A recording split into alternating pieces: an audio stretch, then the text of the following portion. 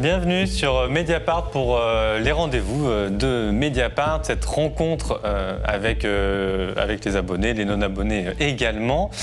Aujourd'hui, on va parler de la commune, alors que, après tout, c'est le jour, le fameux jour, le bicentenaire de la mort de Napoléon. Voilà, Mediapart, on fait une contre-programmation, n'en déplaise à l'historien Pierre Nora, qui jugeait qu'il fallait commémorer Napoléon, mais pas la commune. Et bien, on va quand même parler de la commune avec vous. Avec sur ce plateau Lucie Delaporte. Bonjour Lucie. Bonjour. Tu es journaliste au pôle politique à Mediapart et avec nous également Romaric Gaudin. Bonjour Romaric. Tu es journaliste au pôle économie et sociale de Mediapart. Vous avez tous les deux contribué à un dossier consacré à la commune, donc aux 150 ans de la commune, qu'on peut retrouver sur le site. Un dossier avec toute une série d'articles qui ont commencé il y a 1 ou 2 mois et ça va s'échelonner jusqu'à fin mai, jusqu'aux 150 ans de la fameuse semaine sanglante qui clôt cet épisode historique fameux, cette insurrection parisienne de 1871. Je précise qu'aucun de nous trois, à moins qu'il y ait des compétences tout d'un coup qui surgissent, n'est historien ou historienne. Donc on est voilà, on va parler plutôt de comment on aborde l'événement en tant que journaliste, en tant que journal. Donc si vous voulez nous poser des cols sur la commune, ce sera très facile. Il y a sûrement plein de choses qu'on ne sait pas. Mais on a quand même plein de choses à découvrir. On va partir évidemment de vos questions. Vous pouvez les poser en direct sur le site. Ce sont des questions qui sont traitées par Anna, que je salue. Bonjour. Bonjour Fabien. Voilà, tu travailles sur les communautés de Mediapart et donc c'est toi aujourd'hui qui es la modératrice de ce débat et je me tournerai vers toi régulièrement pour récupérer les questions des lectrices et des lecteurs. Peut-être on peut commencer pour introduire la question et après on repart, on part avec toi Anna sur les différentes question des gens, mais sur le choix tout simplement d'accorder une place assez conséquente à l'événement, parce qu'on l'a montré, on l'a fait défiler tout à l'heure, ce dossier des 150 ans de la commune, je ne sais pas combien il y aura d'articles à la fin, mais on en sera au moins sur une dizaine de papiers. On ne fait pas ça pour tous les anniversaires. À Mediapart, on est même plutôt un peu frileux avec les commémorations en tout genre, même si on y sacrifie évidemment. Donc il se trouve qu'on a eu un peu cette discussion sur comment s'approprier comme ça un anniversaire. Peut-être on commence avec toi, Lucie. Je me souviens que dans les discussions qu'on avait eues, tu voulais éviter un côté trop scolaire, peut-être dans cette commémoration de la commune, ou de mettre en valeur des figures peut-être un peu trop évidentes. Oui, c'est vrai que j'ai été dubitative sur l'idée surtout de commémorer. Enfin, d'abord, c'est vrai que quand on est journaliste, on se dit qu'on a autre chose à faire que de commémorer. Enfin, c'est pas notre travail, c'est aussi un travail en général politique et qui souvent justement sacrifie un peu à la réalité historique. On tombe très vite dans la mythification, dans la légende. Donc c'est un peu l'inverse de ce que doit être notre travail.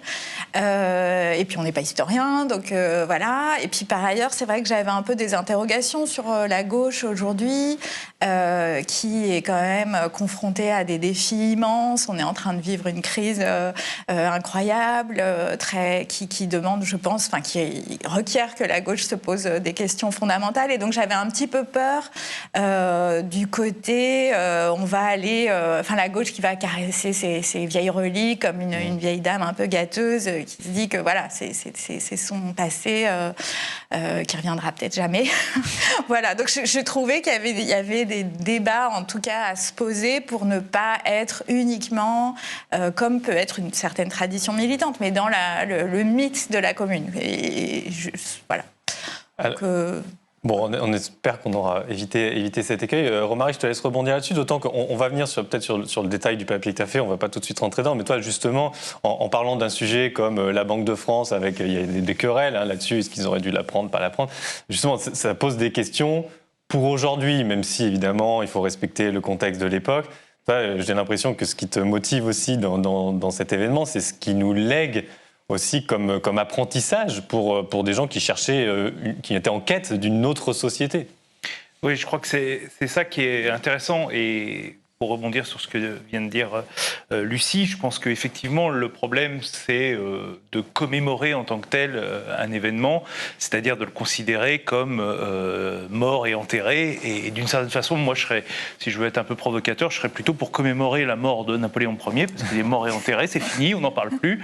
Mais je pense que c'est plus intéressant, en ce qui concerne la commune, de voir ce qu'il y a encore de vivant dans cet événement-là, et donc, effectivement, d'aller chercher finalement un peu au plus près de l'action de ce moment-là, c'est-à-dire ce que ces gens-là ont essayé de faire, comment ils l'ont fait, pourquoi ils l'ont pas fait, et ce qu'ils nous lèguent comme réussite et comme échec. Et à partir de ce moment-là, de nous voir ce qu'il y a encore, ce qui fait encore écho aujourd'hui à notre époque. Donc moi, en tant que journaliste économique, ce qui m'intéresse dans la commune, c'est que c'est pas un événement en fait économique en tant que tel, c'est-à-dire que finalement les réformes économiques propres à la commune, elles sont assez faibles et elles n'ont pas le temps de se déployer. Elles n'ont pas le temps de se déployer, et puis c'est pas l'actualité en fait du moment. On est dans une ville assiégée, on est à l'issue dans un pays occupé, à l'issue d'un siège. Bon bref, on reconstruit pas une société, une nouvelle société économique à partir dans des conditions comme ça, en tout cas à long terme. Ça a duré 72 jours, donc voilà. En revanche, c'est plutôt effectivement les discussions qu'il y a eu, les moyens qui se sont donnés, et le fait que cet événement se produit quand même dans un contexte qui nous est commun aujourd'hui, qui est celui du capitalisme, et d'un capitalisme qui, à l'époque, entre en crise. En 1873, c'est la grande crise de la première phase industrielle du capitalisme, la longue dépression qui durera presque 20 ans, et qui trouve précisément sa source directe dans la guerre franco-allemande, puisque c'est le paiement des indemnités qui va déclencher la crise boursière en 1873, mais aussi le fait qu'il y a un épuisement en fait des formes traditionnelles de la croissance capitaliste qui s'est mis en place à la fin du XVIIIe siècle, qui arrive là. Donc ce moment-là, cette réflexion-là qui se passe au sein de la commune, elle fait écho à ce que nous on vit aujourd'hui, c'est-à-dire un capitalisme qui aussi est en crise depuis fort longtemps, qui s'épuise et qui entraîne des tensions politiques très fortes. Et je trouve que voilà, on avait, c'est pas le papier que j'ai fait, mais au moment des Gilets jaunes notamment, on avait pu identifier quand même que la réaction, pour faire simple, de la bourgeoisie française d'aujourd'hui était assez proche de celle de la bourgeoisie française de 1871, avec cette idée que les barbares étaient dans Paris, qui brûlaient le Fouquet's, comme jadis ils avaient mis à bas la colonne Vendôme, quoi.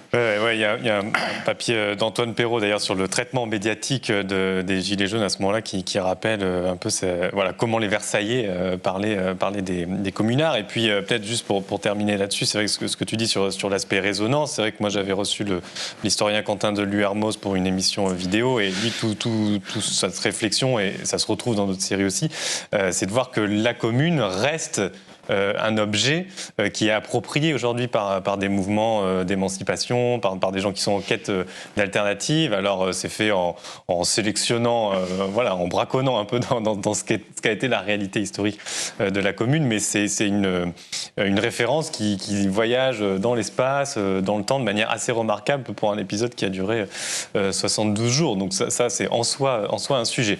Mais on a déjà parlé beaucoup, on va commencer par prendre des questions, et c'est pour ça que je me tourne vers toi, Anna, pour nous donner quelques questions à partir desquelles on peut faire quelques développements. Il y a Martine justement qui demande est-ce qu'on peut faire un parallèle entre les Gilets jaunes et la commune ? Bon, écoute, je ne sais pas lequel de vous deux peut commencer. Vas-y. Remarque, c'est sur ta lancée, voilà. Non, je crois que, effectivement, il y a un parallèle, il y a plusieurs éléments de parallèle qui peuvent se mettre en place. Il y a ce sentiment qui est le point de départ de la Commune, qui est celui d'un pouvoir injuste, d'une certaine façon, qui n'écoute pas en fait le malheur du peuple dans son quotidien.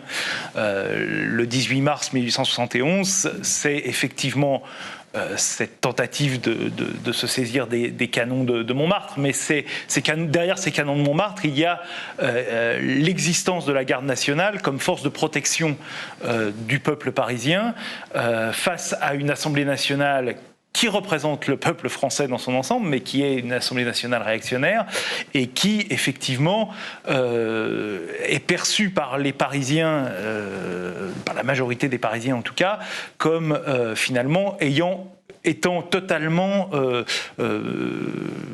inconscient de la dureté de la vie et de la condition du peuple, du petit peuple, on va dire. Hein. Donc il y a cette idée-là qui est très forte, qui s'est développée à la Commune pendant tout le siège de Paris, avec les différentes insurrections qu'il y a eu pendant le siège de Paris, qu'on oublie souvent, mais qui sont les insurrections préparatoires à la Commune, et qui sont toujours ces formes, qui là sont des formes très proches de ce que l'on a pu connaître dans les Gilets jaunes, puisque c'est en fait une réponse vraiment à un décalage entre un pouvoir constitué qui ne comprend pas quelles sont les priorités finalement du peuple, du petit peuple ou des gens qui vivent dans les quartiers parisiens. Donc on peut avoir d'abord ce premier élément-là. Le deuxième élément, peut-être un peu plus politique, on en a un peu parlé, c'est effectivement du point de vue des élites françaises, cette idée qu'on a un surgissement d'un peuple spontané, sans chef, hein, on le sait, la grande particularité de la révolution communarde, c'est que c'est pas une révolution. D'ailleurs, c'était déjà le cas en 1848, mais c'est pas une révolution avec des chefs, avec des têtes, c'est pas octobre 17, quoi. C'est pas voilà. Et c'est néanmoins une révolution très organisée, et donc il y a une forme, d'une certaine façon, d'alternative qui se met en place. Tout ça, évidemment, est très succinct, parce que ça se fait à Paris, parce que ça se fait dans l'urgence, etc., on l'a déjà dit, mais quand même.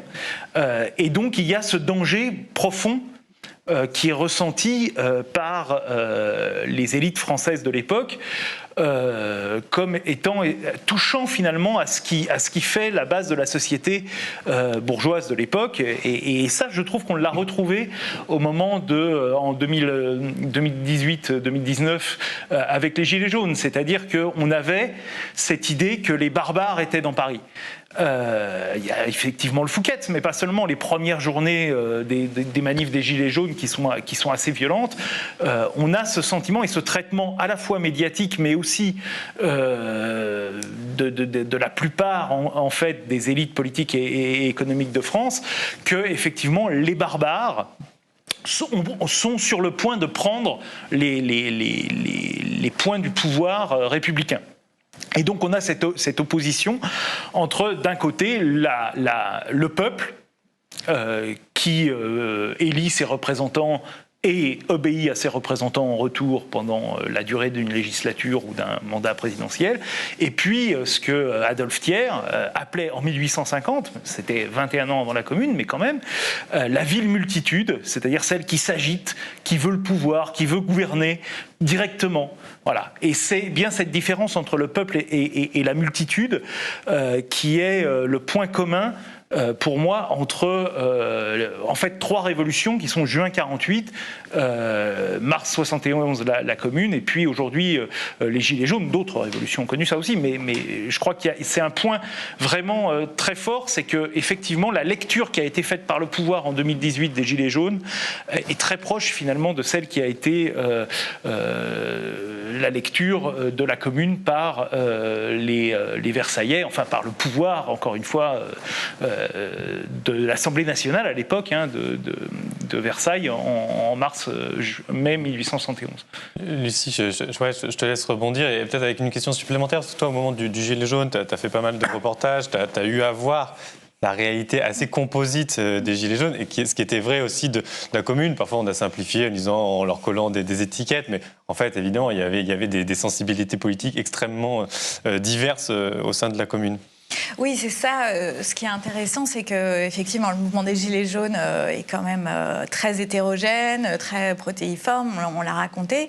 Et c'est vrai qu'une partie, par ailleurs, c'est vraiment revendiqué de l'héritage de la commune assez explicitement.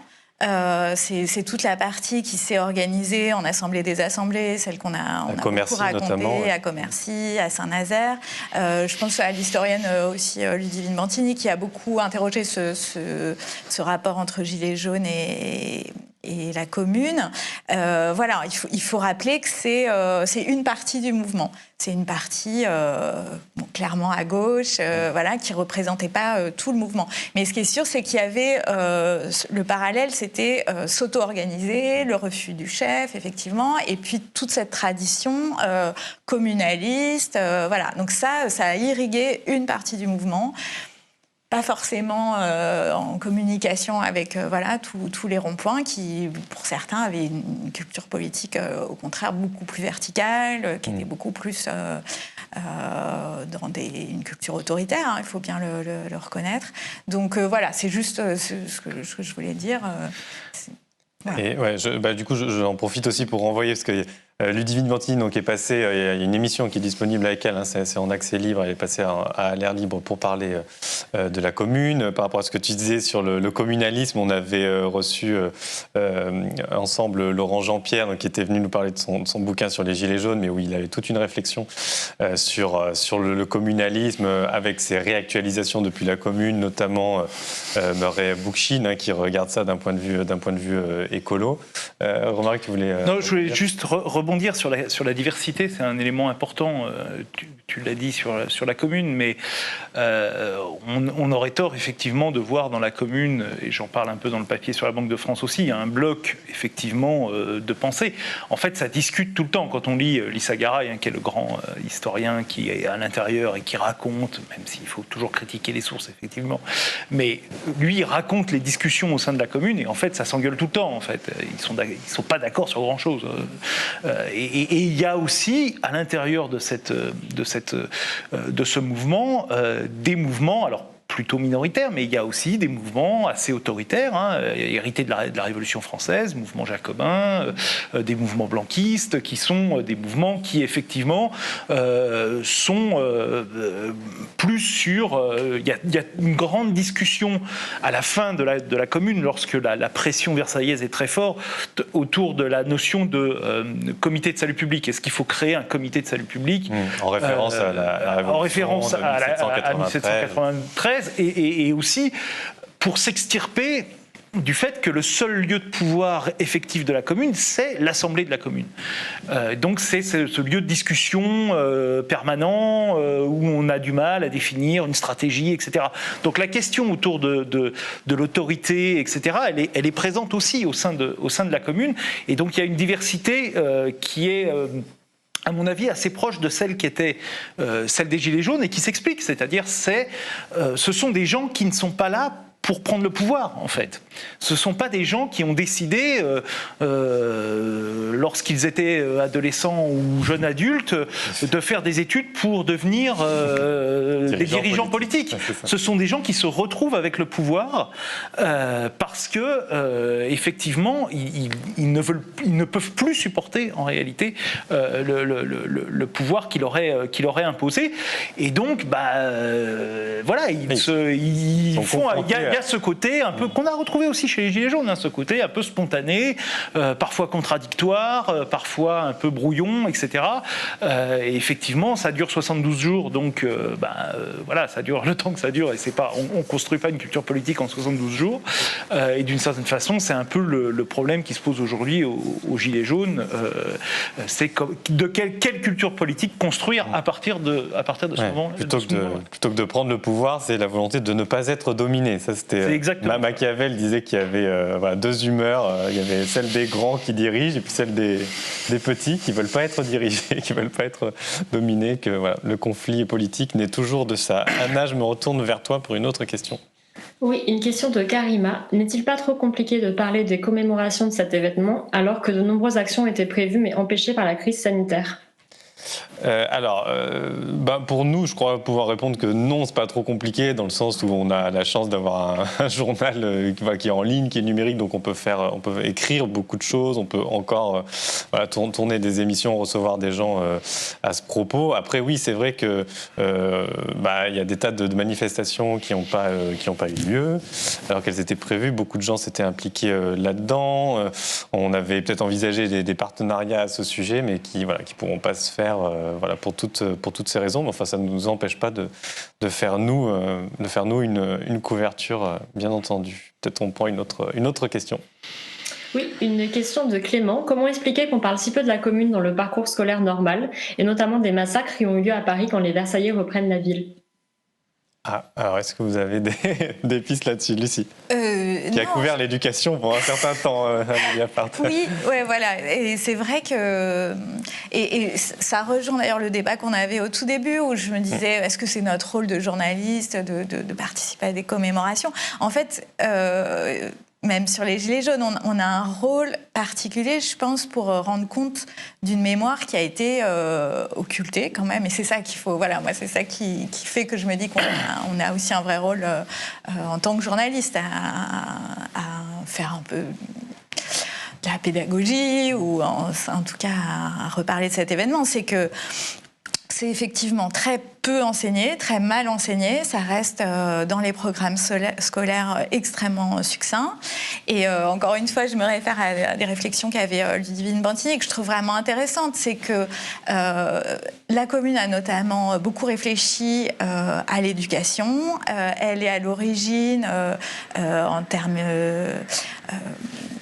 elle est à l'origine de l'école publique, gratuite, toute cette réflexion laïque. Ça fait partie il y a des décrets qui sont pris à l'époque. Voilà, c'est vraiment c'est radical. Avec une connotation très anticléricale. Voilà, et ironie du sort, c'est finalement Ferry, qui était le plus opposé à la commune, qui a récolté comme ça le fruit de la mémoire républicaine d'avoir été à l'origine de la création d'une école publique gratuite, obligatoire, laïque.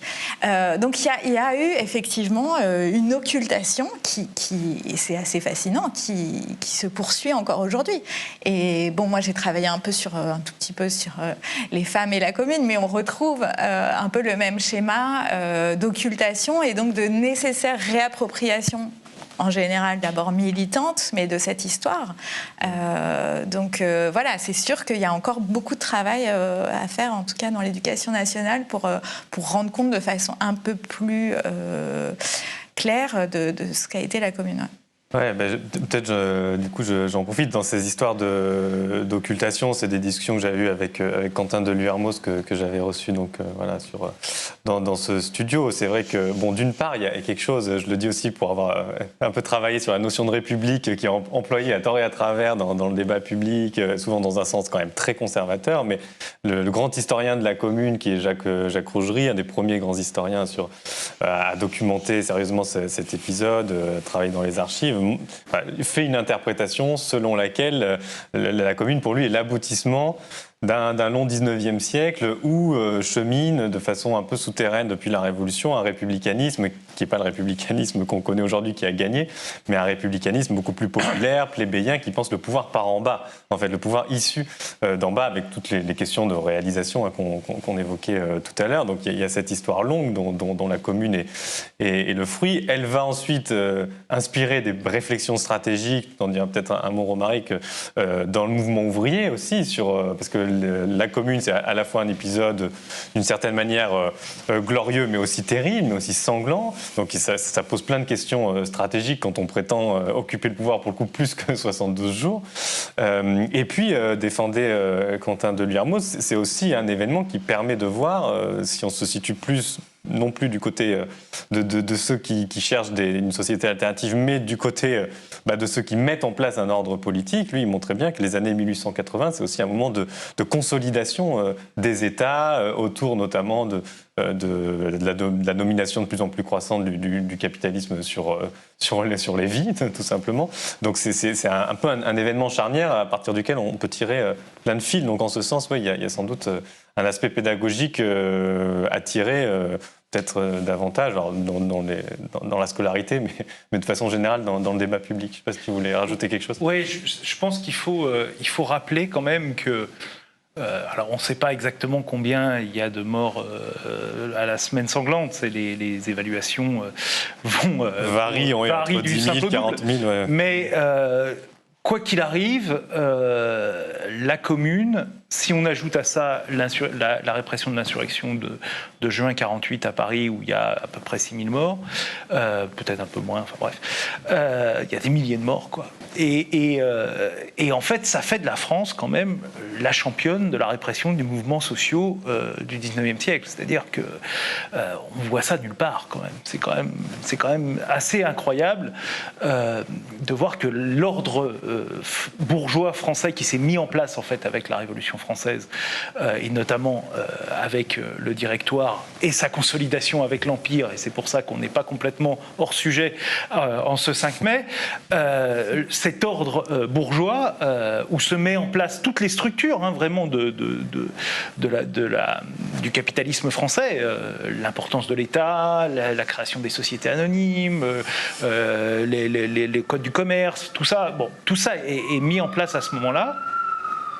Et on est en direct, il y a des sirènes dans le quartier. Voilà. On a ouvert les fenêtres pour les raisons sanitaires. Donc et je pense que cet ordre s'est défendu d'une façon particulièrement violente.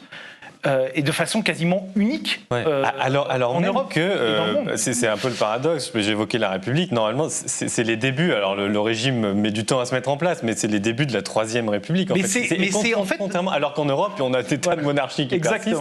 Nous, on a une forme d'avancée institutionnelle, mais qui se paye, ou qui s'accompagne d'une répression, elle aussi sans précédent. C'est aussi pour cela que, à mon avis, la semaine sanglante reste un angle mort dans le traitement officiel, on va dire, de l'histoire française. Parce qu'effectivement, c'est l'acte de naissance de la Troisième République. C'est-à-dire qu'à partir de la Commune, Thiers, qui est monarchiste, qui est le représentant d'une majorité monarchiste, devient républicain. En disant, finalement, on va jouer la République contre le mouvement social. C'est son fameux mot, la République sera conservatrice ou ne sera pas. Et à partir de ce moment-là, il devient républicain. Et il est d'ailleurs renversé en 1873 par la majorité monarchiste. Et il devient le héros. Et ça, on l'oublie aussi, parce qu'on dit il y a des rutières, c'est le l'égorgeur de la Commune. Oui, mais c'est aussi le fondateur de la Troisième République. Oui, c'est aussi celui. Funérailles, il y a une foule dingue à Paris. Et il y a Gambetta qui est derrière, et qui, je crois, même porte le cercueil d'Adolphe Thiers. Donc c'est pas. Il y a quelque chose qui est évidemment de l'ordre du non-dit, c'est-à-dire que la République, la Troisième République qui naît à ce moment-là, est une République conservatrice, bourgeoise, qui défend un ordre social et qui le défendra très longtemps. On est le dernier pays à avoir l'impôt sur le revenu. On a un État social qui ne se construira réellement qu'après la Seconde Guerre mondiale. Et après, justement, on va dire la destruction des élites par la collaboration, des élites politiques et économiques par la collaboration. Donc, il y a quand même quelque chose là qui, moi, me semble assez fondateur dans la culture politique de la France et qui, effectivement, gêne aux entournures les gens qui nous donnent des leçons blabla sur l'histoire, l'identité française, etc. Il y a quand même quelque chose là qui est effectivement, c'est plus facile de dire que la France c'est l'aigle qui s'envole, qui survole l'Europe avec Napoléon, que de dire que c'est une armée de soudards qu'on a enivré avant et qui va massacrer pendant une semaine son propre peuple. Donc voilà. Et pourtant, c'est le même pouvoir, et c'est ce pouvoir-là qui, d'une certaine façon, par des biais, est encore un peu en place aujourd'hui. Bon, non, j'ajoute juste par rapport à ce que dit Romaric, puisque certains vont commémorer aujourd'hui Napoléon, c'est aussi une république qui va défendre le patriarcat par rapport à tout ce qui avait été réfléchi en termes d'égalité homme-femme au sein de la Commune et qui était profondément angoissant pour cet ordre. Mais c'est ça, la Commune, c'est ça. Il y a un retour très violent par rapport à des mouvements d'émancipation des femmes. Là, voilà, c'est un moment... Et là aussi, je pense qu'il faut quand même réinterroger cet acte fondateur de la République qui se fait autour quand même de la préservation du patriarcat et du code civil qui fait de la femme un bien meuble qui appartient à son mari. Voilà, ça va rester. C'est ça qui est intéressant, c'est que lorsqu'on regarde les témoignages des gens qui sont des observateurs extérieurs, je pense par exemple à George Sand, qui est de gauche. George Sand est de gauche, elle est féministe, George Sand. Bon. Et George Sand, ce qu'elle dit de la commune est absolument effrayant. C'est-à-dire qu'il y a une angoisse, parce qu'avant d'être femme, écrivaine, de gauche et républicaine, elle est possédante. Voilà, c'est tout. Elle est bourgeoise. Donc avant tout, cet événement de la Commune provoque un vertige au sein des élites françaises qui voient se dissoudre en fait dans cette expérience parisienne ce qui fait leur certitude sur la femme, leur certitude sur même la nation, sur la République, sur voilà. Et effectivement, c'est pour ça qu'il y a ce déchaînement quasiment incroyable. Certains d'ailleurs reviendront ensuite là-dessus en disant on est allé un peu fort, on a peut-être voilà, mais en fait il y a un déchaînement qui est total. C'est vraiment, je reviens à ce qu'on disait tout à l'heure, c'est vraiment les barbares dans Paris. Et les barbares, c'est ceux qui ne sont pas dans la civilisation. Et la civilisation en 1871, un peu encore aujourd'hui d'ailleurs, c'est le capitalisme, le patriarcat et la domination bourgeoise. Voilà, et l'Église qui tient tout. Bon, on a compris le message. On passe à une autre question, grâce à toi, Anna. Oui, peut-être une question pour Lucie. Les femmes n'avaient pas de rôle institutionnel dans la commune, mais ont tout de même eu une place importante dans les clubs et les associations. Comment documenter leur présence alors que les registres les oublient ? C'est tout le sens de ton papier. Hein. Oui, enfin un papier qui était surtout un compte-rendu de livre. Il y a eu évidemment beaucoup d'ouvrages sur le rôle des femmes dans la commune, qui a été effectivement rôle qui a été déterminant. Elles ont été très nombreuses par rapport, on parlait de 1848, 1830. Enfin là, c'est vrai qu'il y a une participation massive des femmes et il y a eu un débat entre historiens pour dire est-ce que finalement, comme elles n'ont pas du tout cherché à obtenir le droit de vote, de toute façon la question a été rapidement évacuée, mais c'était pas le sujet des communardes. Elles ont vraiment été directement sur des sujets d'égalité,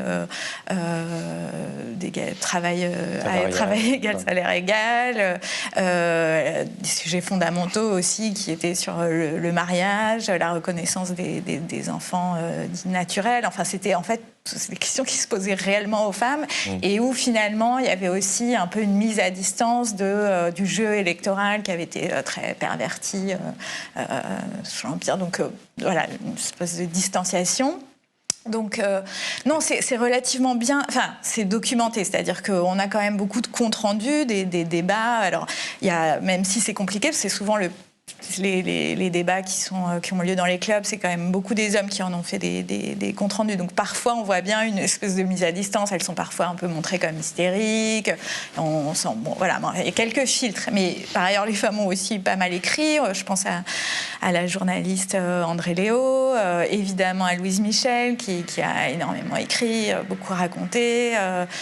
Donc il y a les sources.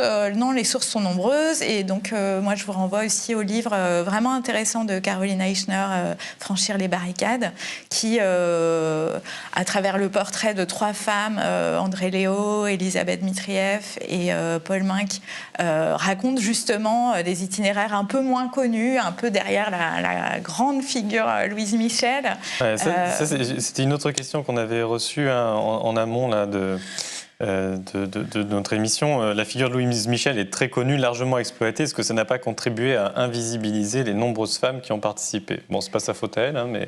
Non, c'est pas sa faute à elle, c'est certainement pas sa volonté, mais je pense que tout à fait, ça a participé, c'est-à-dire qu'il y a eu une récupération. Alors là, c'est un autre livre vraiment formidable de Sidonie Vérac sur les réappropriations mémorielles de Louise Michel. Donc là, elle part quasiment de sa mort, hein, donc on n'est évidemment plus du tout dans la commune, elle meurt en 1905, mais c'est vrai qu'elle a été, même de son vivant, hein, l'icône de la commune.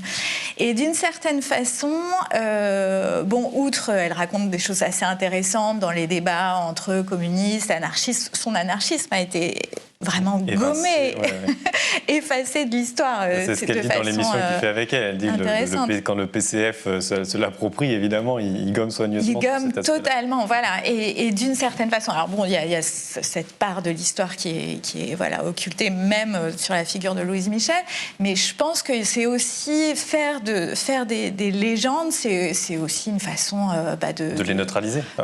Oui, c'est ça. D'abord parce que ça devient presque un gadget. Enfin, c'est Louise Michel, bon voilà, comme si c'était la seule femme. D'ailleurs, on oublie, c'est une façon, voilà, tout simplement d'oublier qu'il y a eu plein de femmes qui ne pensaient pas la même chose, qui n'avaient pas du tout le même rapport à la politique. Enfin, on connaît bien ça, c'est-à-dire occulter la diversité, la richesse aussi des réflexions féministes, parce qu'il y en a eu, et pas que féministes, des femmes engagées dans la commune. Et en termes mémoriels, c'est pour ça qu'il faut toujours un peu se méfier des légendes. C'est aussi, encore une fois, travestir la réalité, la richesse de cette histoire. Donc, certainement. Je reviens à ce que tu disais sur les revendications qui sont faites par les femmes qui participaient à la commune à l'époque. Est-ce que ça ne vient pas un peu brouiller aussi les classifications un peu classiques qu'on fait en disant la première vague du féminisme, elle est très politique, très civique, c'est le droit de vote, et puis après on a les autres vagues qui concernent les droits reproductifs, les droits sociaux. Est-ce que là, ces revendications-là ne montrent pas que, non, en fait, c'est peut-être commode de classifier comme ça, mais voilà, il y a les chronologies, enfin, la réalité ne correspond pas tout à fait à cette succession de vagues qu'on présente souvent de manière pédagogique. Oui, c'est ça. Enfin, d'abord, c'est sûr que ça ne marche pas comme ça. Enfin, en fait, ces vagues, en fait, elles récupèrent les luttes précédentes, etc.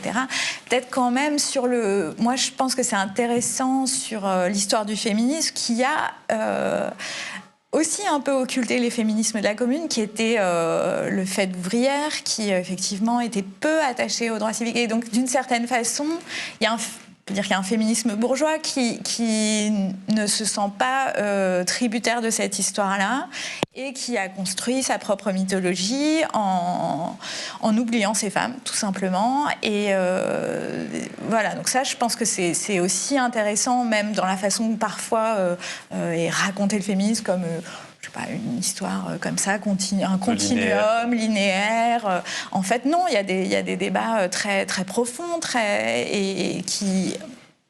Je pense qu'il est intéressant de regarder dans la commune parce que là, ils explosent. Et c'est sûr que là, encore une fois, on est face à une histoire un peu occultée. Donc. Anna, je me retourne vers toi pour d'autres questions. Pour compléter cette prise de parole de Lucie, on a Mathilde qui demande par où commencer pour en apprendre un peu plus sur l'expérience féministe de la commune, si tu as des ouvrages à recommander. Alors, il y a évidemment Edith Thomas, Les pétroleuses. Donc ça, je crois que ça paraît... je ne sais plus la date de parution, mais bon, ça commence à dater un peu. On est aux années 60, c'est un peu ancien, c'est quasiment 71, je crois. Ouais, donc je crois que c'était vraiment pour le centenaire, qui est un peu le premier livre qui va se plonger vraiment justement dans les archives en racontant plein de parcours de femmes. Voilà, donc il y a un peu la Bible. Pour commencer, je pense que c'est l'essentiel. Et puis, moi, je trouve que le livre de Caroline Eichner, Franchir les barricades, est aussi très bien. Et alors, par ailleurs, plein d'ouvrages, des centaines d'ouvrages sur Louise Michel, et puis Louise Michel, par ailleurs, évidemment, qui a aussi beaucoup écrit. Donc, ça peut être un bon... On me dit dans l'oreillette que c'est bien 1971, la date de parution. Donc, j'ai gagné l'encyclopédie. Tu as gagné notre quiz commune. Anna, d'autres questions? Oui, une question de Paul. Est-il vrai que la photo a été utilisée déjà à l'époque de la commune pour la répression contre les communards? Est-ce que ça ressemblerait pas à la loi sécurité globale? Je ne sais pas si on a des compétences là sur ce rapprochement. Alors, en tout cas, je sais que il y a assez peu de traces visuelles quand même de la commune. La photo. Il y a des photos. Il y a eu d'ailleurs un ouvrage aussi sur qui a été publié il y a pas longtemps. Les photos de la commune. Mais ça restera. Bon, je suis pas sûr que le rapprochement avec la loi fonctionne totalement. Bon, mais débat à poursuivre. Mais on va pas le clôturer ici. Et le livre de Banti, je sais plus le titre. Oui, vas-y. Si tu as d'autres... Une autre question qui fait un parallèle avec l'actualité. Dans quelle mesure la comparaison entre Macron et Napoléon est pertinente au regard de la Commune, de sa répression, de la politique capitaliste et libérale de l'un et l'autre ? Ah, alors, il y a un doute là sur est-ce que c'est Napoléon Ier ou Napoléon III? Est-ce que c'est précisé? Ce n'est pas précisé. C'est pas précisé. Mais j'imagine que c'est Napoléon Ier vu qu'on parlait de commémoration. Ouais. Bon, Romaric, tu as commencé un peu à faire quelques petits clics. Ouais, donc dans la question il y a 3 pôles, donc il y a Macron, Napoléon, la Commune. Bon, moi, ce qui me semble intéressant, c'est qu'effectivement, Napoléon, au-delà il est souvent présenté comme un chef de guerre, je ne sais quoi, ou un législateur, ou etc. Mais il y a la Banque de France, là, Mais il y a la Banque de France, et le lien est peut-être là, effectivement. Voilà. Non, Napoléon, effectivement, c'est historiquement l'achèvement du mouvement thermidorien, en fait. Hein, thermidorien, faut... Donc après la chute de Robespierre, le 9-10 Thermidor, effectivement, se met en place une réaction, d'abord au sein de la Convention, puis avec le Directoire, qui est une réaction d'abord économique, en fait. Hein. On met fin à toutes les mesures un peu exceptionnelles qui avaient été prises sous la Terreur, fermeture de la bourse, prix maximum des denrées, etc. Et on rétablit l'ordre économique. C'est le fameux... il y a 2 grandes dates là-dessus. C'est on brûle la planche à billets, symboliquement, en février, je crois, 1797, et puis on fait la dernière banqueroute de la France, la fameuse banqueroute des 2 tiers, où on annule 2 tiers de la dette publique. En fait, on l'annule pas, on transforme 2 tiers de la dette publique en un truc qui vaut rien. Bon, bref. Mais en fait, c'est la dernière occurrence. Et ça, c'est la dernière occurrence. Et donc, c'est en 1700. Voilà. Mais depuis, en disant, finalement, cette dette-là, c'était la dette de la monarchie. Bon, nous, on est la République, et on s'engage maintenant, effectivement, à rembourser cette dette. Et d'ailleurs, dans le débat actuel autour de l'annulation de la dette, François Villeroy de Galhau, qui donc est le gouverneur de la Banque de France, créé en 1800 par Napoléon Bonaparte, alors consul, rappelle que la France a toujours honoré sa signature depuis 1797 et que effectivement ça doit continuer. Donc il y a une continuité là qui est directe, on va dire. On s'en revendique pratiquement. Effectivement, ce mouvement thermidorien qui se poursuit sous le Directoire, c'est un mouvement qui est un mouvement de répression des mouvements sociaux parisiens. Il y a plusieurs insurrections sous la Convention thermidorienne et le Directoire qui sont réprimées. Et c'est en même temps un mouvement qui combat le royalisme il y a les deux, renaissant. Voilà. Il y a les c'est un mouvement, donc, c'est un mouvement centriste. Donc, certains historiens disent que l'extrême centre, ça date de... Il y a des liens qui sont assez frappants aussi de ce point de vue-là. Et donc, notre ami Napoléon, qui arrive au pouvoir donc, par un coup d'État qui met fin au Directoire, d'une certaine façon, lui, il cristallise économiquement ça en établissant les clés de la stabilité économique. Donc, c'est toutes les lois, en fait, tout le code du commerce qui est mis en place. Il y a le code civil, mais il y a aussi le code du commerce qui est mis en place à ce moment-là. Et puis, effectivement, la Banque de France, qui est créée donc en 1800 par les gens qui avaient financé le coup d'État du 18 Brumaire, donc, et qui est à l'époque une société privée, qui est aux mains de banquiers. Alors, il va y avoir une réforme en 1807 qui va intégrer l'État dans cette société, mais enfin la Banque de France, son rôle, c'est d'assurer la stabilité monétaire, le fameux franc germinal qui est instauré en 1802, et donc d'assurer que effectivement le franc est convertible en or et argent, que on fait l'escompte, c'est-à-dire on donne du crédit à l'époque aux très grandes entreprises, souvent aux banques en fait, pour pouvoir prêter ensuite à l'État, etc. Bref, c'est l'établissement en fait du libéralisme à la française, qui est un libéralisme très teinté déjà d'étatisme, mais qui est quand même un libéralisme économique assez furieux. Je rappelle qu'en 1790, il y a la loi Le Chapelier, qui durera plus de 100 ans, et qui interdit ce qu'on appelle les coalitions d'ouvriers, c'est-à-dire en gros les syndicats, les grèves, toute l'organisation du monde du travail, quoi. Donc le capital est organisé, le travail, lui, voilà. Et d'ailleurs Napoléon met en place aussi un autre élément intéressant qui est le fameux livret ouvrier. Lorsque vous étiez ouvrier, vous aviez un livret et votre patron, lorsque vous quittiez l'entreprise, mettait une petite annotation pour dire si vous étiez un bon ouvrier ou un mauvais ouvrier, et vous deviez présenter ce livret ensuite à votre employeur successif pour savoir si vous n'étiez pas trop... voilà. Donc, on a à la fois une libéralisation de l'économie et puis un contrôle du monde du travail qui est mis en place par Bonaparte et l'Empire, qui va, en fait, tout ça va être préservé par la Restauration, évidemment, la monarchie de Juillet, et encore plus le Second Empire, qui est en fait le Second Empire n'ayant pas la possibilité de cette expansion territoriale du Premier Empire, se concentre en fait sur l'expansion économique d'une certaine façon, avec l'influence des Saint-Simoniens, etc. Donc il y a effectivement dans le bonapartisme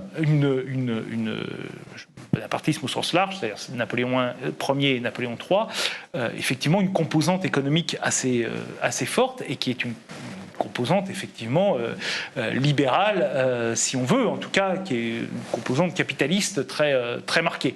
Et effectivement, le bonapartisme, qui pouvait être sous la monarchie de Juillet et sous la Restauration, plutôt conçu comme un mouvement de gauche, c'est-à-dire s'opposant au retour des émigrés, des nobles, de l'Ancien Régime, etc., avec le Second Empire, d'une certaine façon, il devient ce qu'il est, c'est-à-dire une force d'appoint du capitalisme français. Et c'est aussi ça qui est intéressant dans la Commune, c'est que la Commune, c'est le rejet du bonapartisme. Très clairement, la Commune est le siège de Paris, en fait, c'est le rejet du bonapartisme comme une composante de la gauche française.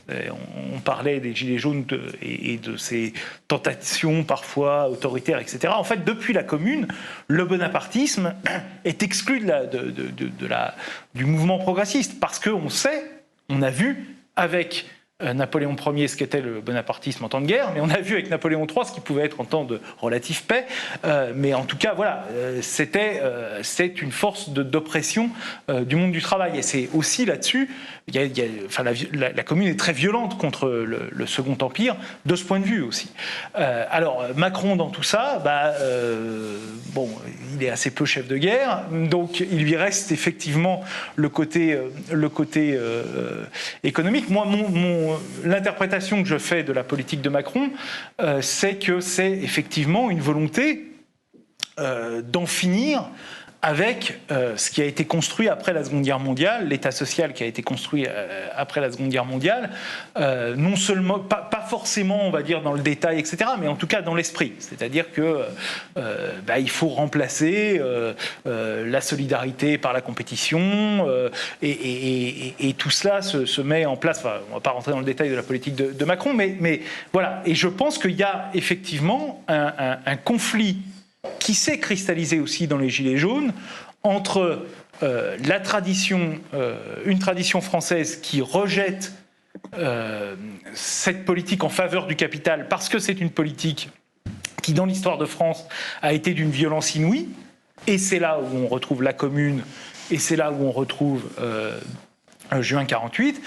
et effectivement une élite française qui veut voir, en fait, dans la création de la sécurité sociale en 1945, une parenthèse à fermer, d'une certaine façon. Et donc on revient à l'ordre d'avant. Et l'ordre d'avant, c'est celui qui est en fait l'ordre de la Commune.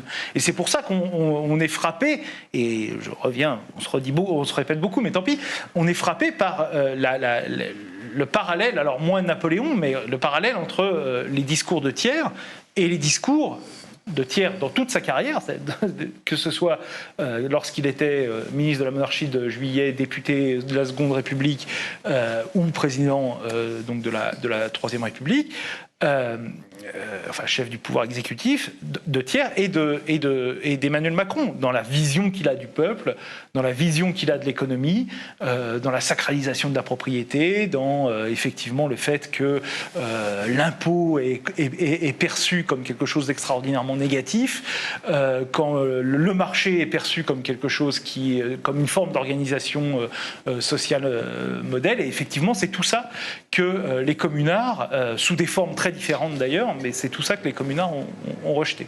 Je ne sais pas si j'ai répondu à une question, mais la question était un peu... Tu as réussi à tenir les trois pôles de manière assez difficile. Non, juste, ça me faisait penser qu'on peut aussi faire le parallèle, je trouve, entre...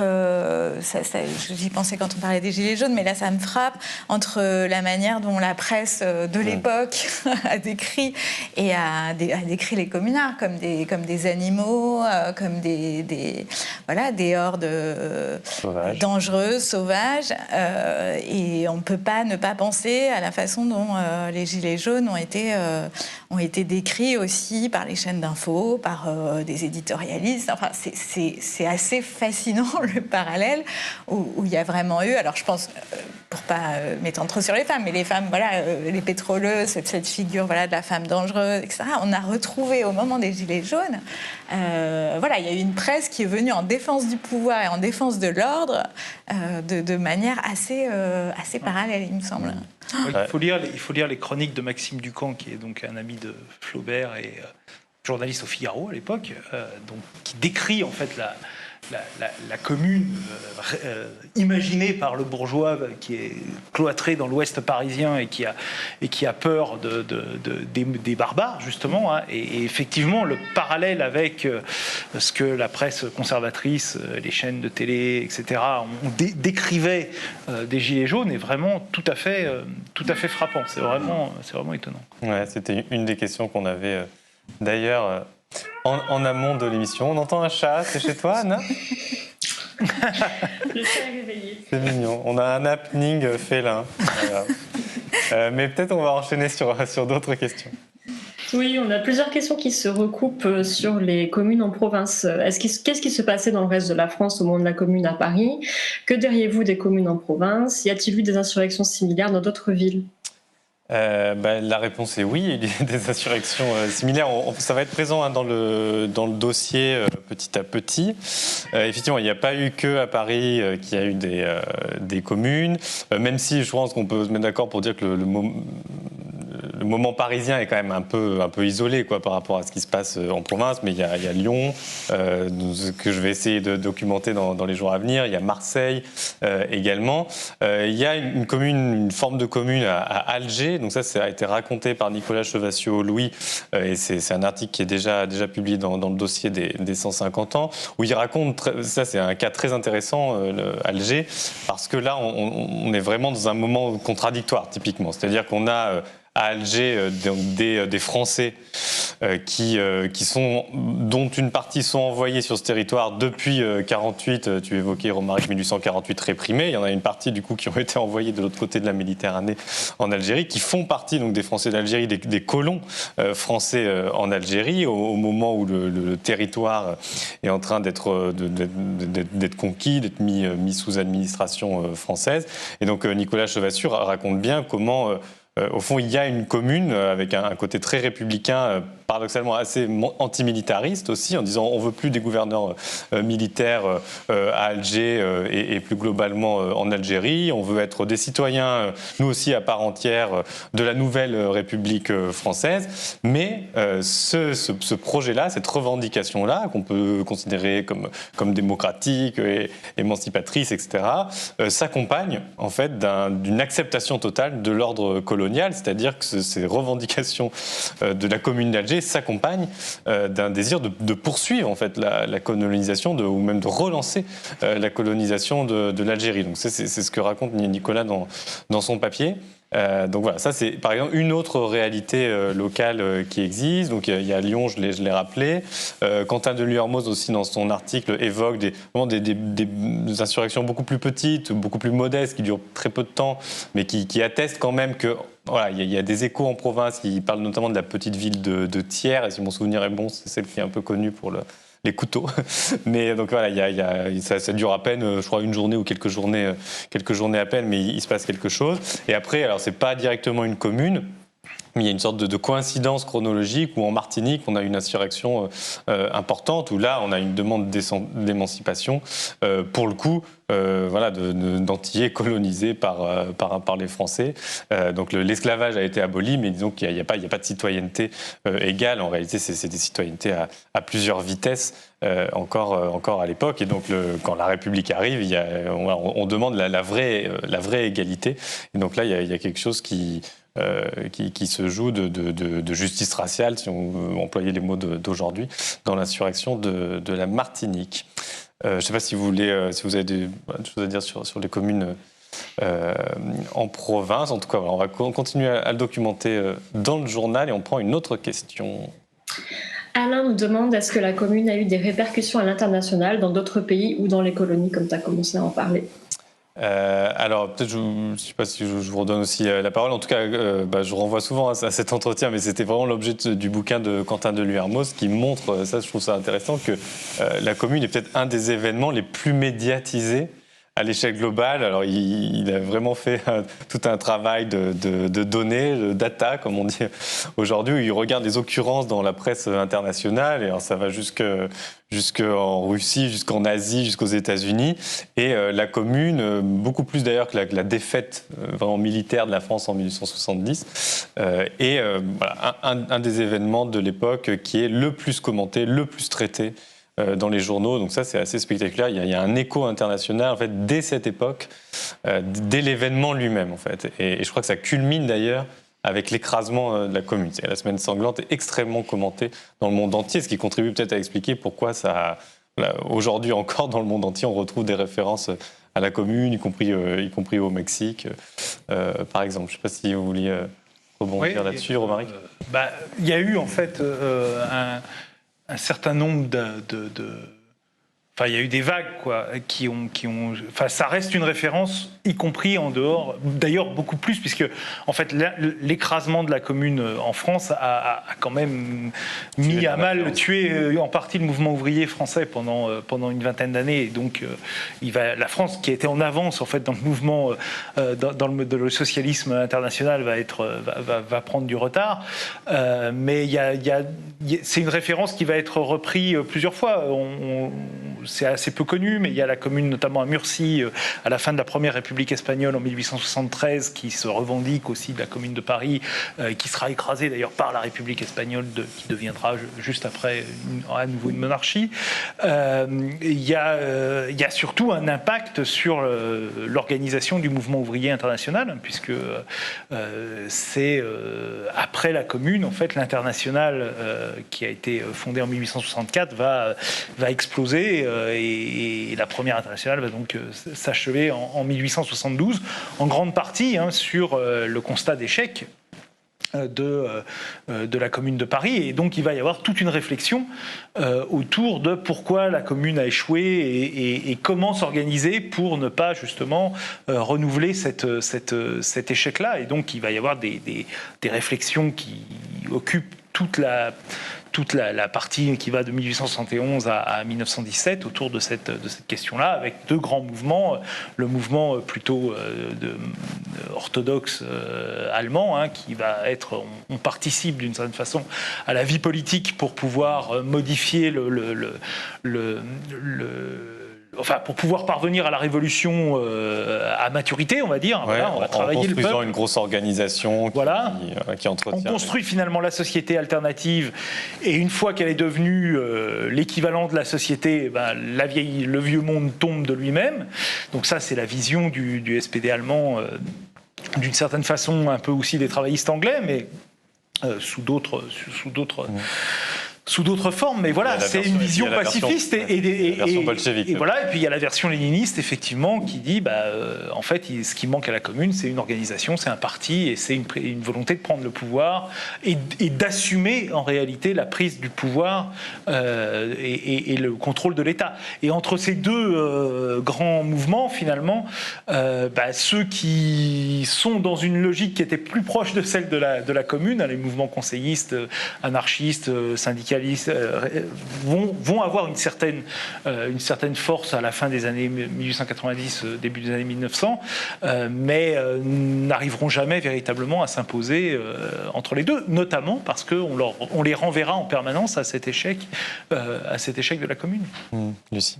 Non, et ça me faisait juste penser à une histoire qui est assez peu connue, mais quand même dans la postérité, c'est tous les communards qui ont été déportés notamment en Nouvelle-Calédonie, qui vont aussi nouer des liens avec les insurgés kabyles, et à partir de là, donc c'est beaucoup Louise Michel, mais il y a quand même, et ça c'est intéressant dans la mémoire de la Commune, et il y a toute une réflexion qui se met en place sur le colonialisme, sur l'impérialisme, et quand ils vont revenir, certains, alors Louise Michel notamment, qui va aller faire des conférences à Alger, elle va porter cette réflexion-là au moment où la République est dans une grande fièvre coloniale, où la colonisation est assez peu interrogée à gauche, quand elle n'est pas totalement, quand il n'y a pas une adhésion totale.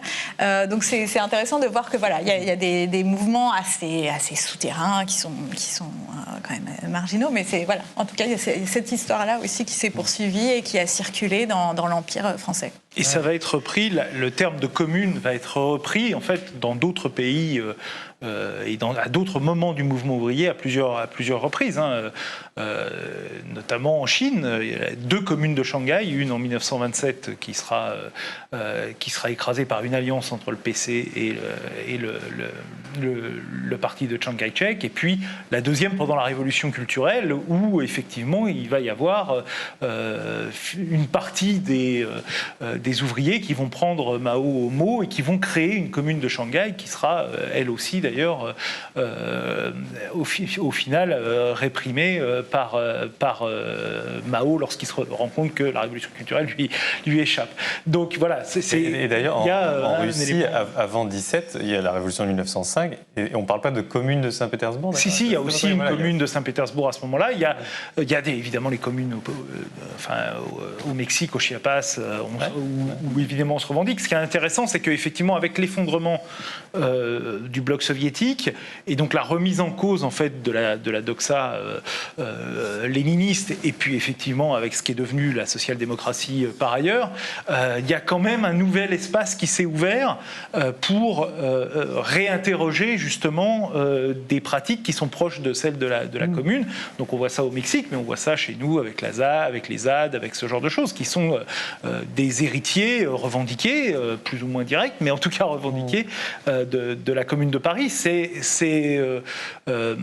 une façon justement de ne pas se laisser enfermer dans cette opposition qui est née à l'issue de la Commune entre la voie parlementaire et la voie le réformisme d'État ou le coup de force. Voilà, ou le coup de force, mais autour d'un parti d'avant-garde. Anna, je me tourne vers toi. Est-ce qu'on a d'autres questions? On est arrivé au bout d'une heure, mais s'il y a d'autres questions, on peut continuer un peu. Il y a d'autres questions. Alors allons-y. Une question d'un abonné qui demande une partie de la gauche est restée relativement silencieuse à propos des 150 ans de la Commune. Quelle est votre analyse, plutôt sur l'aspect politique des commémorations? Alors, peut-être sur la gauche ou le spectre politique, je ne sais pas si Lucie, est-ce que tu t'attendais à quoi que ce soit de la part des partis Tu évoquais tout à l'heure la gauche et ses vieilles reliques. Finalement, elle ne les a pas sorties tant que ça. C'est vrai. C'est ça qu'on peut. Mais peut-être parce qu'on a une des clés avec ce que disait Romaric, c'est qu'au fond, ils sont un peu embêtés. C'est-à-dire, à la fois, il y a un épuisement des traditions réformistes assez classiques, les options révolutionnaires type lénisme, bon, ça fait longtemps que c'est rangé dans les placards.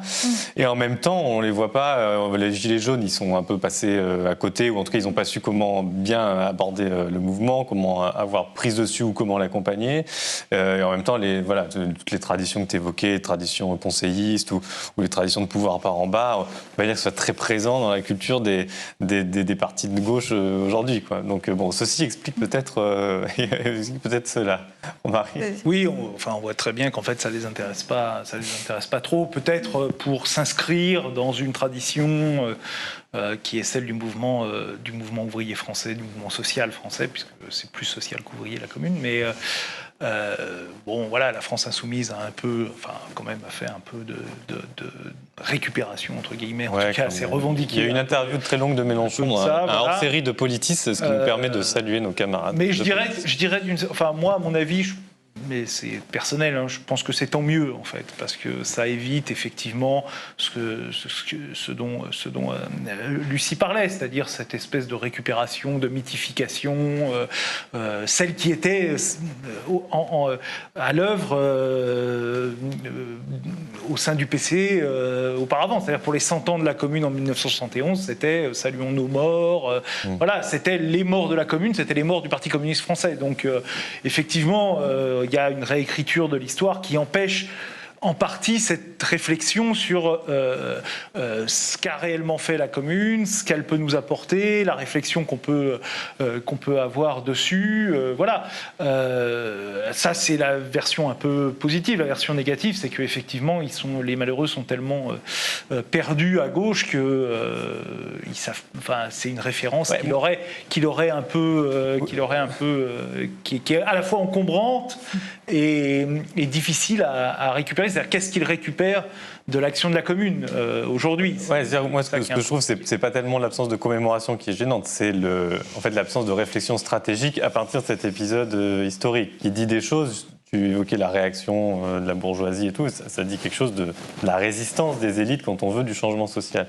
Et moi, je sais que quand on reçoit des gens de gauche, j'aime bien à chaque fois introduire cette question, mais alors, tout ce que vous nous dites là est fort ambitieux, mais enfin, quand vous allez vous prendre des rétorsions, alors qui ne seront peut-être pas tout de suite, en tout cas, du même ordre qu'on envoie la troupe, bon, mais il y a d'autres moyens aujourd'hui plus sophistiqués de fermer les alternatives. On en parlait dans une interview, par exemple, avec Aurore Laluc, on évoquait le cas de la Grèce. Bon, là, c'est le banquier central qui ferme le robinet d'argent, quoi. Donc, et alors là, à chaque fois qu'on pose la question, c'est vrai que c'est un peu, ça patauge un peu, quoi, sur au fond comment on fait triompher des options, même réformistes, qui se heurteraient à des choses violentes. Et c'est un peu ce que disait, mais dans un sens, parce que lui, il est clairement anticapitaliste et il a une vision très très radicale des choses. Mais Frédéric Lordon, que tu as reçu récemment, disait ça. Au fond, il disait même une entreprise réformiste ambitieuse, mais qui serait pas révolutionnaire, elle se heurte très vite à des résistances très fortes de ceux qui veulent surtout pas que les rapports de force bougent, ou alors juste à la marge. Et là-dessus, il y a une réflexion stratégique qui est quand même très pauvre, quoi. Et je pense que, sauf si Lucie, non. Je pense que c'est un élément important parce qu'il y a aussi quelque chose qu'il ne faut pas occulter, c'est-à-dire qu'il y a de la violence dans la Commune aussi. C'est-à-dire que ce n'est pas une révolution qui est aussi violente que d'autres, par ailleurs, voilà. Mais c'est une révolution qui a sa part de violence, qui est par ailleurs une part de violence qui est revendiquée, parce que c'est aussi... Et qui fait débat. Oui, elle fait débat, mais il y a dans ce moment-là le moment, comme tu disais, où ceux qui ne veulent plus être dominés d'une certaine façon sont au pouvoir et d'une certaine façon font payer aux autres leur domination. Donc effectivement, il y a l'Église, il y a les otages de la rue Axo qui sont fusillés, dont l'archevêque de Paris. Il y a tout un tas de personnes qui sont effectivement exécutées. Il y a la colonne Vendôme qui est détruite, l'hôtel de Thiers qui est détruit. Voilà, il y a une volonté de construire quelque chose, et pour construire quelque chose, souvent il faut détruire quelque chose. Et du coup, alors est-ce qu'il faut tout détruire? Ça, j'en sais rien. En tout cas, parfois il faut détruire. Et donc c'est un peu le problème qu'a aujourd'hui, à mon avis, le spectre politique de la gauche, qui est sur la défensive, qui est en voie de nécrose, et qui effectivement a un peu de mal à assumer cet héritage-là, quoi, d'une certaine façon. Lucie? Oui, parce que ça pose aussi la question de où est la gauche aujourd'hui. C'est-à-dire que si on cherche effectivement l'héritage de la Commune dans les partis, c'est quand même assez désespérant de voir que beaucoup de choses ont été perdues. On pourrait dire que ça se passe plus dans les ZAD, ça se passe plus dans des formes d'activisme locaux. Voilà, là c'est sûr que... Bon, et c'est pas des gens qui vont faire des commémorations, c'est pas, pas le sujet. Ce qu'on disait sur le communalisme on a un l'heure. Fossé, voilà, c'est sûr, c'est qu'on a un fossé qui révèle un peu ce que sont devenus les partis politiques aujourd'hui. Et je pense qu'il faut renvoyer à la série que tu as écrite sur la République. Il y a ce rapport qui est très problématique à la République, comme on l'a dit. la commune de la semaine sanglante, c'est l'acte de naissance de la Troisième République. Et effectivement, la Troisième République, c'est quand même l'horizon indépassable du républicanisme aujourd'hui. Et donc, effectivement, on se retrouve en conflit, là, avec des partis qui ne cessent de proclamer leur républicanisme et qui se renvoient à cette histoire-là, qui est que cette République, celle de Gambetta, celle de Jules Ferry, elle était de l'autre côté, quoi. Et donc, effectivement, et comme la République, la Seconde République était de l'autre côté aussi auparavant. Donc, c'est le rapport à la République. Enfin, moi, j'aime bien ce mot qui est légendaire d'ailleurs qu'on attribue à Louis-Philippe, qui voit le massacre de juin 48 et qui dit la République a de la chance, elle peut tirer sur le peuple. Parce qu'en février 48, lui, il avait tiré un peu, mais pas beaucoup. Donc, il y a cette tension autour de la notion de République que tu as très bien décrit dans tes papiers, et je crois que c'est ça aussi la difficulté qu'a aujourd'hui la gauche à s'emparer de cet événement-là, et de façon plus générale, je pense, la République a du mal avec cet événement-là à cause de ça en particulier. Anna, je me retourne vers toi pour les questions qui restent. Oui, j'ai une question pour Lucie. Comment expliquer que les femmes de la commune n'aient pas réclamé le droit de vote? Juste une question d'urgence, vraiment, ou une raison de fond?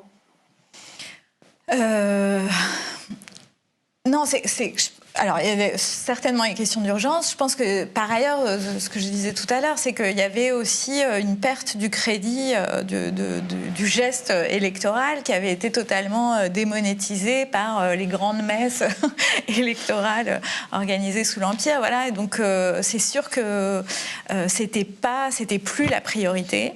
En plus, bon, effectivement, là, il y avait vraiment des occupants.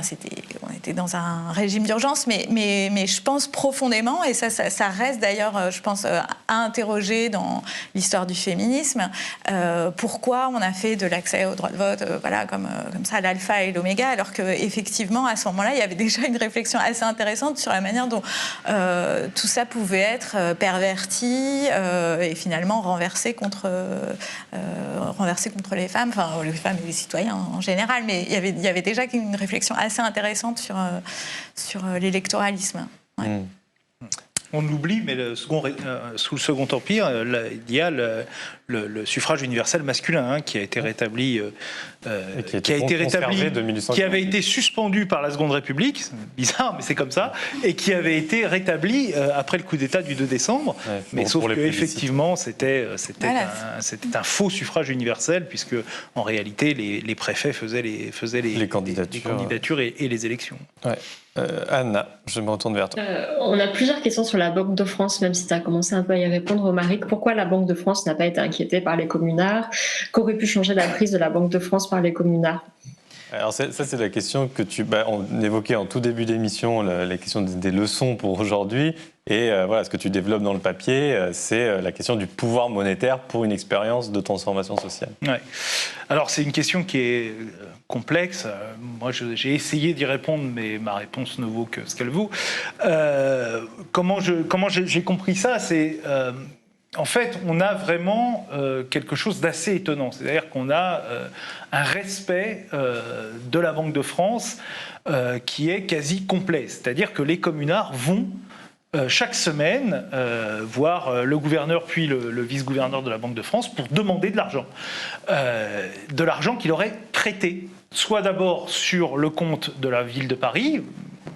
On considère que la commune est une forme de succession de la ville de Paris, mais enfin c'est pas la ville de Paris parce qu'en fait ils doivent signer un engagement comme quoi ils rembourseront. Donc en fait c'est pas le compte courant de la ville de Paris puisqu'ils doivent le rembourser.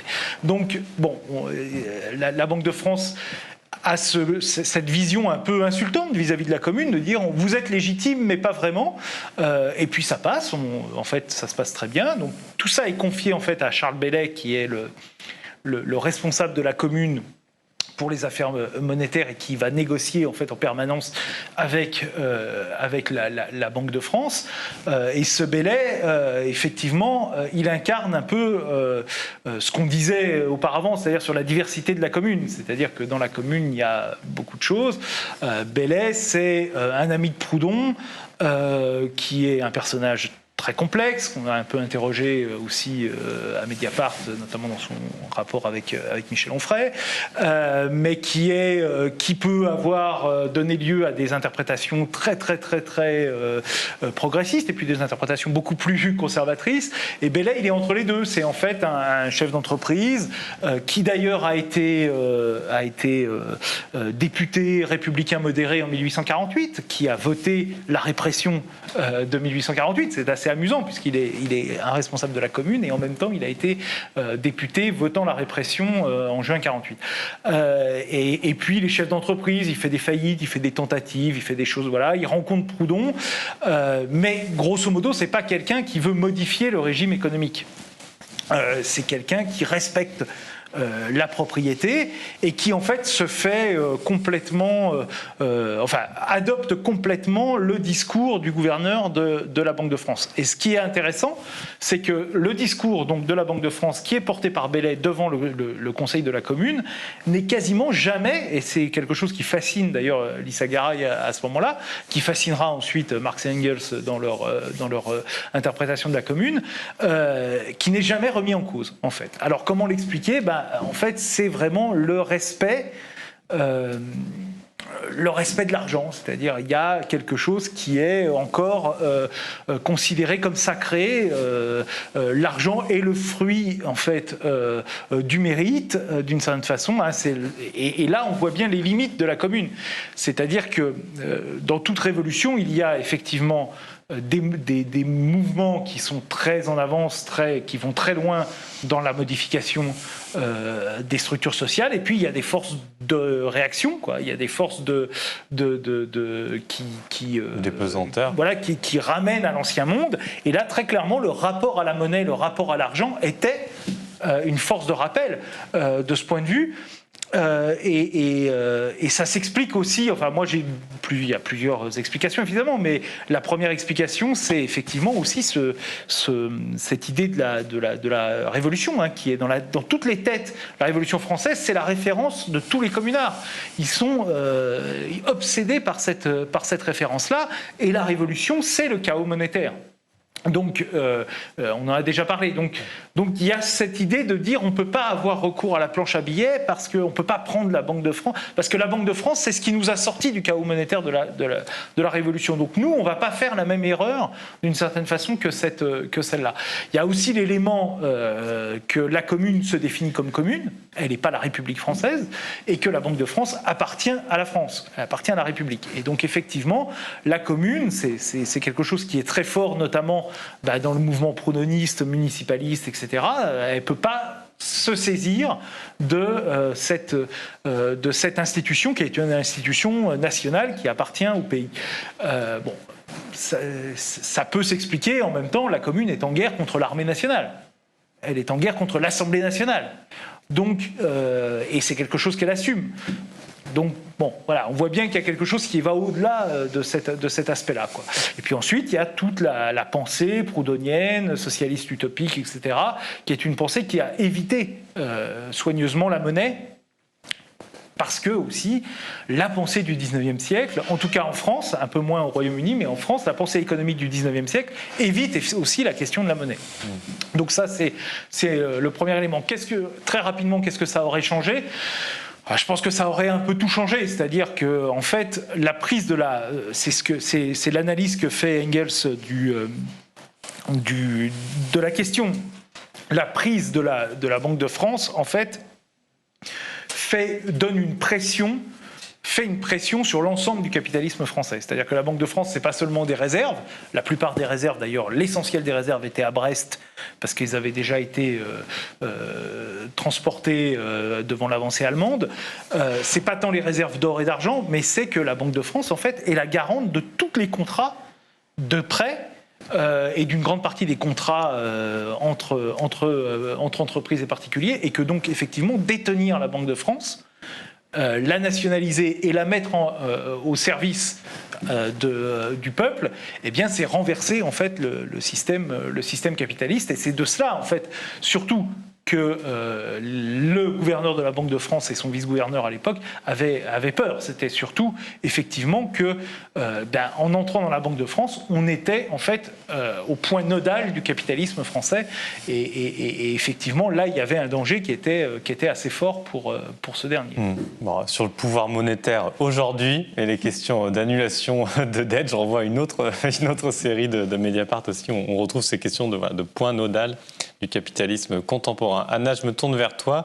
Je vois l'heure qui tourne. Peut-être qu'il faut qu'on prenne un peu les dernières questions selon ce qui te reste en stock. On a une question de Gustave qui demande si la commune, c'est une sorte de ZAD, même si bien sûr dans les ZAD, les zadistes ne sont pas armés. Bon, Lucie, tu es cop de cette question. Non, oui, non, mais je pense, en tout cas, ce qui est sûr, c'est que... On avait dit qu'il y a une filiation, voilà, il y a une au moins filiation, imaginée. c'est évident. En tout cas, ils s'en revendiquent très souvent. Ouais. Donc, c'est vrai qu'à chaque fois, sur les ZAD, il y a des références à la commune. Enfin, c'est très, très courant.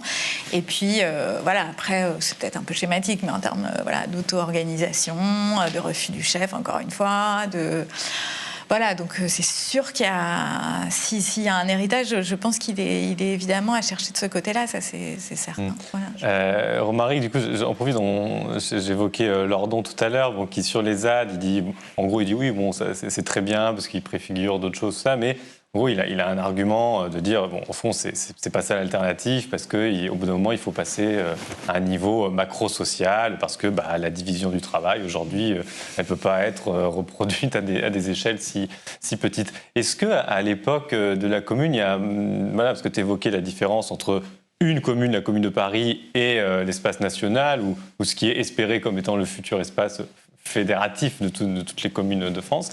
Est-ce que cette question-là de l'échelle, le gouvernement, elle se pose par les acteurs ou est-ce qu'ils ont d'autres choses à faire ? Non, je pense qu'elle se pose assez tardivement en fait, parce que finalement l'appel, il y a un fameux appel à la France qui est rédigé par le conseil de la commune, j'ai plus la date en tête, mais grosso modo, les communes de province dont tu as parlé sont déjà réprimées, donc c'est un petit peu tard. C'est vrai qu'il y a une tension permanente dans la commune entre l'urgence et la construction d'un monde nouveau. Là, on rejoint un peu aussi les préoccupations des zadistes, c'est-à-dire on a une page blanche, et on doit écrire quelque chose de nouveau sur cette page blanche. Et en même temps, on est assiégé, on est attaqué en permanence. À partir du mois d'avril, il y a des offensives tous les jours des Versaillais. Bon, donc il y a cette première tension-là. Et la deuxième tension, c'est celle que tu dis, c'est-à-dire entre on a une page blanche à écrire, on veut réorganiser la société et en même temps on n'est que la commune de Paris et on agit, et on peut voir toutes les proclamations de la commune, c'est République française, commune de Paris. Mais la commune de Paris, elle parle pour la commune de Paris, elle ne parle pas pour la République française. Donc il faut bien transformer à un moment la République française en cette fédération de communes, ou en une projection de la commune de Paris. Et c'est là où en fait les deux tensions se rejoignent, c'est-à-dire qu'on ne peut pas le faire parce qu'on est assiégé, on est en guerre permanente, et que effectivement les liens avec le reste du pays sont extrêmement faibles. Donc il y a quand même à la fois l'idée, et je pense que c'est aussi ce qui explique que la commune, en termes économiques, soit restée relativement modeste. C'est-à-dire que au niveau d'une ville, on peut faire on peut régler les questions d'éducation, on peut effectivement occuper les églises et séparer l'église et l'État. On peut faire ce genre de choses. Mais réorganiser un système économique à partir juste d'une ville, lorsque surtout on ne se revendique pas comme un État indépendant. C'est pas l'option de la Commune de Paris, c'est pas la République de Saint-Marin, c'est de rester la commune de la capitale de la France. Donc effectivement là, la tension elle est très forte, et c'est aussi une des critiques qui va être des critiques. une des limites qui va être mise en avant, c'est-à-dire qu'effectivement, et notamment par Lénine, c'est-à-dire que c'est pas parce qu'on tient Pétrograd qu'on tient la Russie.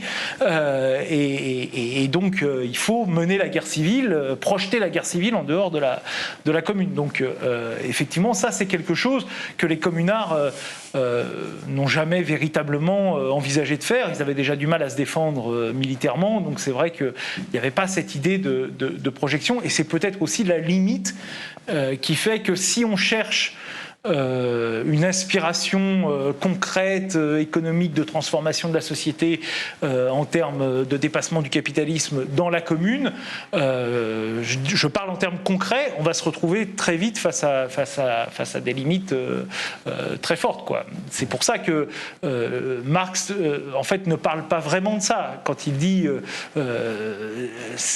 l'importance de la commune, c'est son existence en fait, c'est le fait qu'à un moment un peuple puisse se gouverner lui-même. Voilà, c'est ça. C'est plutôt ça qui est intéressant. Et ensuite, ce qu'il fait de ce gouvernement, là, la commune nous en dit un peu sur certains plans. Lucie en a parlé, notamment sur les femmes, etc. Mais sur le plan économique, effectivement, c'est très limité, quoi. Anna, je me tourne à nouveau vers toi, peut-être pour la dernière fois, si tu as une dernière question ou un groupe de dernières questions. Oui, très bien. Il y a plusieurs questions qui demandent un peu le mode d'emploi de la révolution réussie, révolution pacifique ou révolution violente. Donc, comme dernière question, j'ai une question de Sabine. La commune effraie encore. Alors, comment en tirer des enseignements pour les luttes actuelles ?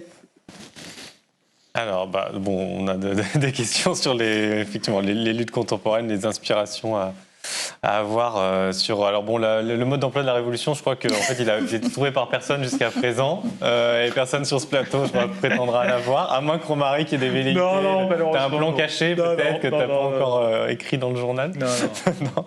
Peut-être sur le côté, sur l'autre question. Non, mais peut-être elle effraie encore parce que je pense qu'elle est encore victime de la réécriture de l'événement sous un angle justement de l'hyperviolence, alors qu'il y avait chez les communards aussi, évidemment, il y a eu de la violence, mais il y avait aussi une réflexion par rapport à 89, 93, etc., pour justement aussi éviter le bain de sang. Donc je pense que voilà, le meilleur moyen qu'elle effraie moins, c'est peut-être de l'enseigner mieux, voilà, dans sa réalité, sa complexité, et voilà, et un peu de sortir de cette réécriture voilà, très, très violente.